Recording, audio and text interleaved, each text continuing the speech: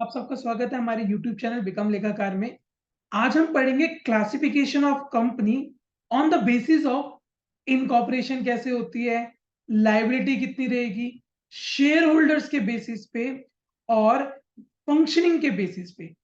तो इन चार के बेसिस पे बहुत डिटेल वीडियो रहनी पड़ेगी डिफरेंट टाइप ऑफ कंपनीज। आपको ये लेक्चर से पूरी अच्छी क्लैरिटी आ जाएगी यार असली में कंपनियां कितनी कितनी तरह की होती है और ये one of the most important topic है फॉर योर एग्जाम। आइए सबसे पहले पढ़ते हैं स्टैट्यूटरी कंपनीज। ये वो कंपनीज होती हैं जो हमारा एक्ट ऑफ पार्लियामेंट के थ्रू पास होती हैं।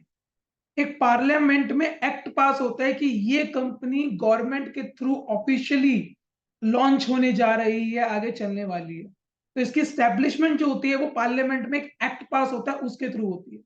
जैसे कि रिजर्व बैंक ऑफ इंडिया, बिल्कुल गवर्नमेंट में एक्ट ऑफ पार्लियामेंट गया था, उसके बाद पार्लियामेंट में पास हुई थी, तब आरबीआई आया था। लाइफ इंश्योरेंस कंपनी जो थी हमारी इंडिया की वो, air India corporation, food corporation of India FCI, जिसको हम बफर स्टॉक मेंटेन करने के लिए जब भी हमारी कोई उत्पादन ज्यादा हो जाता है, जैसे हमारा व्हीट प्रोडक्शन बहुत ज्यादा हो गया, तो उसको स्टोरेज फैसिलिटी जितनी भी होती है वो फूड कॉर्पोरेशन ऑफ इंडिया करती है। और राशन सिस्टम के थ्रू जो बंटवाना होता है, अलॉटमेंट होती है, वो भी ये करती है। तो ये हमारी होती है स्टैट्यूटरी कंपनीज। ये on the basis of incorporation समझा रहा हूं मैं आपको कि इनकॉर्पोरेट कैसे हो रही है। तो यहां पर पार्लियामेंट में एक एक्ट पास हुआ, एक्ट के अंदर ये कंपनी हमारी स्टैब्लिश हुई। दूसरी कंपनी होती है रजिस्टर्ड कंपनी। ये वो सारी कंपनी होती हैं जो हमारे कंपनीज एक्ट 1956 के अंदर जाके रजिस्टर्ड होती हैं।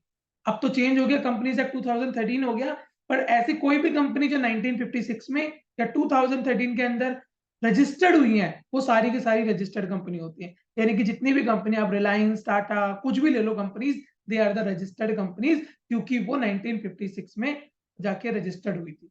और अब जो नई कंपनी होंगी वो 2013 कंपनीज एक्ट में रजिस्टर्ड होंगी। तो ये सारी कंपनीज होगी। थर्ड हो गई चार्टेड कंपनीज। चार्टेड कंपनी वो कंपनी होती है जो ना उस कंट्री का, जैसे एक तो प्राइम मिनिस्टर, प्रेसिडेंट, ये सब होते हैं, इसके अलावा एक हेड होता था। जैसे कि ब्रिटिश में अगर आप जाओगे तो वहां पे क्वीन क्वीन सिस्टम चलता है आज भी ब्रिटेन में। तो क्वीन एलिजाबेथ, हमारे इंडिया में भी जब ब्रिटिशर्स ने रूल करा था तो एक ईस्ट इंडिया कंपनी चली थी जिनकी मोनार्च चलती थी, जो हेड ऑफ द स्टेट कहलाते हैं। वो कभी कोई कंपनी स्टैब्लिश कर देते हैं तो उसको बोलते हैं हम चार्टर्ड कंपनी। जैसे British east India company, bank of England queen ने बनाया था तो ये बैंक ऑफ इंग्लैंड है।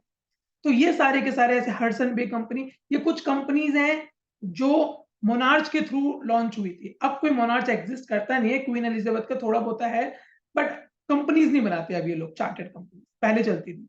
तो हमने स्टैब्लिश के बेसिस पे तीन देख ली। सबसे पहले हमने देख ली जो एक्ट ऑफ पार्लियामेंट के थ्रू होती है, स्टैट्यूटरी कंपनीज। रजिस्टर्ड जो भी सारी कंपनीज एक्ट 1956 या 2013 में रजिस्टर्ड होती हैं।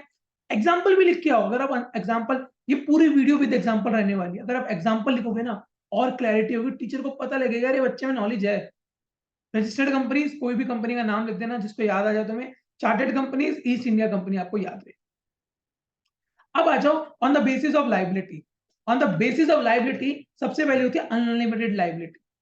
अनलिमिटेड लाइबिलिटी कंपनी वो लाइफ कंपनीज होती हैं जिन्होंने वादा करा होता है कि अगर लाइबिलिटी कितनी भी हो जाए हम पे करेंगे सारा का सारा।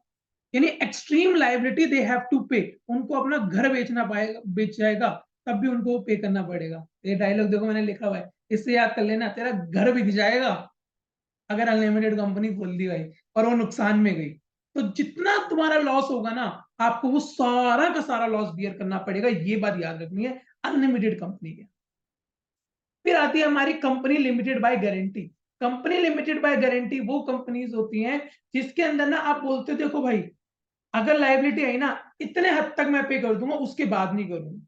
यानी मेरी फर्म्स की जितनी भी एसेट है, एसेट मतलब ताकत, लैंड, बिल्डिंग, मशीन, ये सारी बेच के जितना पे हो सकता है वो तो करूंगा। उसके बाद अपनी पर्सनल प्रॉपर्टी में भी थोड़ा बहुत दे दूंगा, उससे ज्यादा नहीं दूंगा। वो लिमिटेड मैंने अपने आप को कर दिया गारंटी के थ्रू। अनलिमिटेड कंपनी में सारा कुछ बिकेगा, सारा कुछ। और थर्ड टाइप होती है हमारी, ज्यादातर जो हमारी कंपनीज गारंटेड वाली होती हैं वो ज्यादातर club, sports club, culture, religion, NPO, NGO types होती हैं ज्यादातर। लास्ट है कंपनीज लिमिटेड बाय शेयर्स। ये वो कंपनी होती हैं जिसमें आप अपने शेयर्स के अकॉर्डिंगली बाइंड हो उतनी लाइबिलिटी पे करनी। जैसे कि मैंने रिलायंस कंपनी में सपोज करो 1000 शेयर खरीदे और वो 1 लाख रुपए के आसपास के कुछ पड़े मान लो, ठीक है। अब वो कंपनी डूब गई, वो कंपनी डूब गई, तो मेरे को कितना पे करना पड़ेगा? मेरा सिर्फ वो 1 लाख रुपए जाएगा, मेरा कोई घर की पर्सनल एसेट को हाथ नहीं लगा सकता। तो मैं उस कंपनी का जितना शेयर होल्डर हूं उतना मुझे पे करना पड़ेगा। तो सर रिलायंस कंपनी में जो अंबानी जी हैं उनको कितना पे करना पड़ेगा? सर उनका भी कंपनीज लिमिटेड बाय शेयर है, क्योंकि उस कंपनी के उन्होंने 50% से ज्यादा शेयर, यानी 50% या तो कम भी हो सकते हैं, मैक्सिमम शेयर्स उन्होंने होल्ड करे हुए हैं। तो अगर कभी उनको दिक्कत आती है तो जितना उन्होंने शेयर होल्ड करा हुआ है उतना ही उनको देना पड़ेगा, उनका एंटीलिया नहीं बिकेगा, वो उनकी प्राइवेट प्रॉपर्टी है। रिलायंस अलग कंपनी है, समझ आ रहा है? तो जितने आपके उस कंपनी में शेयर है उतना यू हैव टू पे, उसके अलावा आपको कुछ नहीं पे। जैसे मैं आपको कुछ कंपनीज लिमिटेड बाय शेयर्स, ये सारे के सारे कंपनीज के शेयर आप खरीद सकते हो और उसके मेंबर बन सकते हो, शेयर होल्डर्स बन सकते हो और उसमें इन्वेस्ट कर सकते हो, और आपकी लायबिलिटी उतनी है, उससे ज्यादा आपका पैसा नहीं डूबेगा। 1000 डूब गया, 2000 डूब गया, जितना इन्वेस्ट करोगे उतना डूबेगा, उससे ज्यादा 1 रुपया भी नहीं डूबेगा। ये बात आपको याद रखनी है। अब आता है फिर आपका private company on the basis of categories, 3 categories, ownership categories. बहुत इंपॉर्टेंट, सबसे इंपॉर्टेंट ये वाला टॉपिक है। Private limited company, private limited company वो कंपनीज होती हैं जिनके ना शेयर्स पब्लिकली इशू नहीं होते।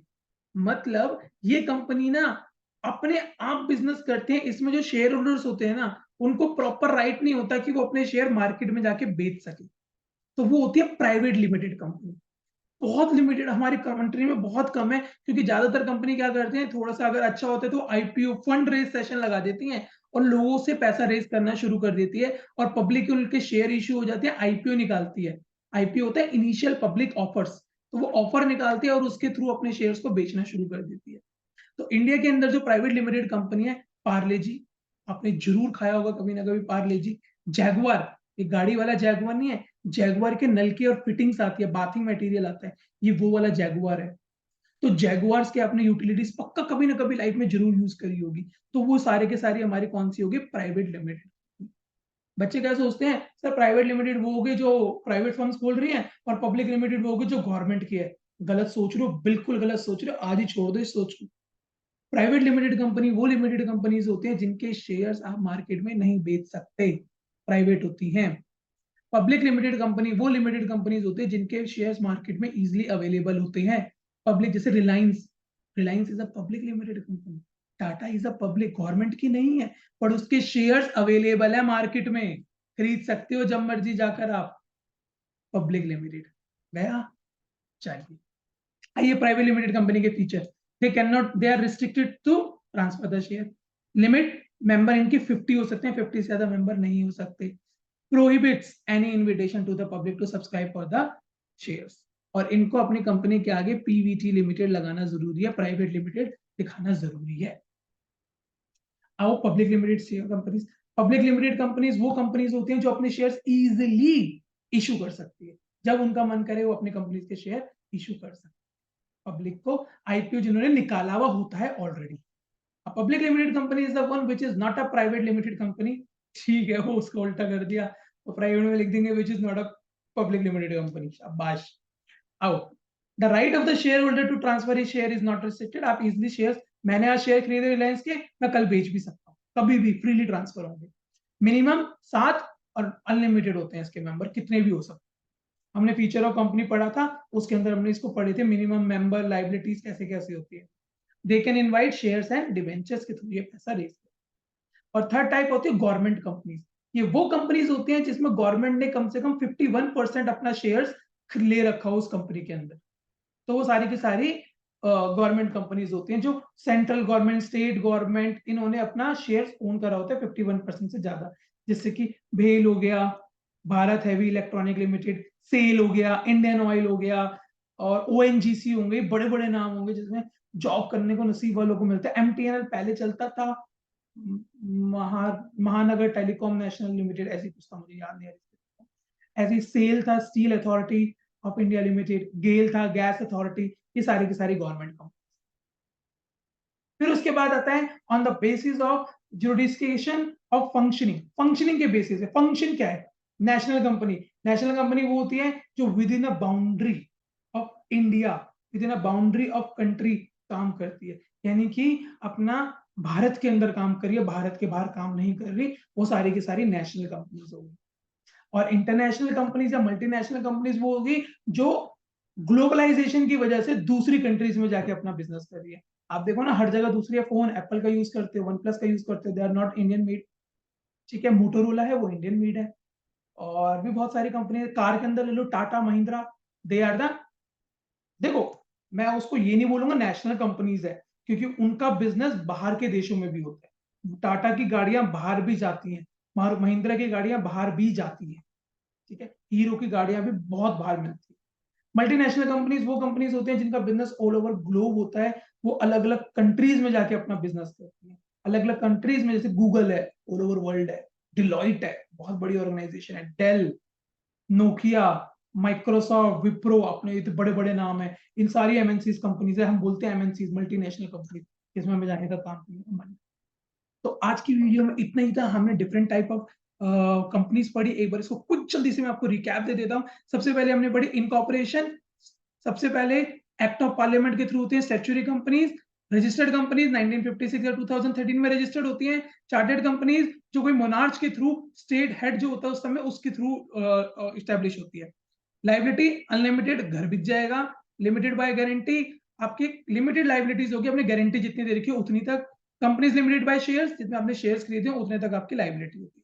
ओनरशिप प्राइवेट, ये वो कंपनीज होती है जिनके शेयर्स मार्केट में अवेलेबल नहीं होते, उनके जो ओनर होते हैं वो प्राइवेट रहते हैं, वो पता भी नहीं होता कौन कौन और है ना, वो अपने शेयर्स आगे किसी को इशू भी नहीं करते। पब्लिक, जिनके शेयर इजिली इशू हो सकते हैं मार्केट के अंदर, easily you can purchase and sell in the market. Government company, जिनका 51% गवर्नमेंट ने ओन करा होता है। फंक्शनिंग के बेसिस पे नेशनल और मल्टीनेशनल कंपनी। इजी सा था टॉपिक। अगर आपको यार वीडियो अच्छी लगी हो तो लाइक शेयर और अपने दोस्तों के साथ जरूर इसको शेयर करना, और सब्सक्राइब चैनल को करे बिना मत जाना। Thank you.